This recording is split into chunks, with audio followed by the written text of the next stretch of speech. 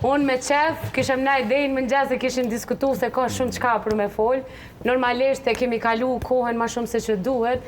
Nëse ju më kishi premtu që jeni të shkurt, ja u kisha marrë ka një mesazh tepër të shkurt për vitin 2026 për krejt ata pacienta e shikus tonë. Shnet.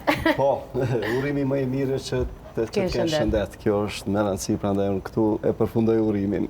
Bravo, doktor Ndevrim. Une kisha bashkangjit vetëm që shëndeti nuk është thjesht kujdesi për ushqimin, po është edhe pjesa e shëndetit shpirtëror dhe mendor.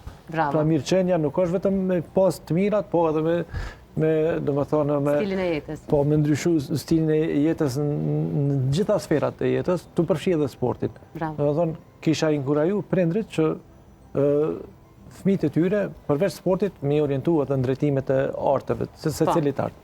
Doktor Fes.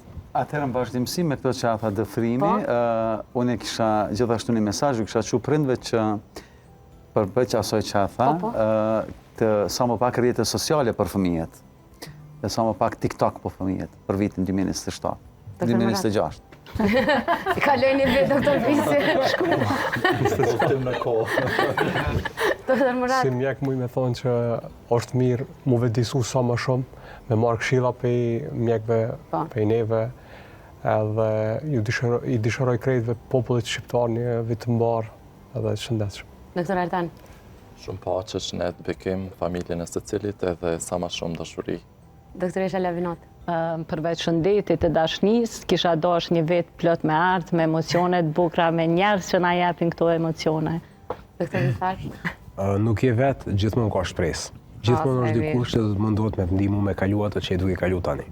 Doktor Valdet. Shnet, shpresë, dritë dhe falje. O, sa e mirë. Doktor Flamur. Shëndet edhe sa më pak dëhan. Doktoresha Luljet. Jam u lullës. Jeta është e shkurt, jetoje. Dhe është vetëm një. Len. Mos harroni me dashur veten, edhe me pas gjithmonë në ndërdije përgjegjësinë që e kemi ndaj trupit ton, me investu mi poshtë për hitë e duhura për një jetë më të shnetshëm.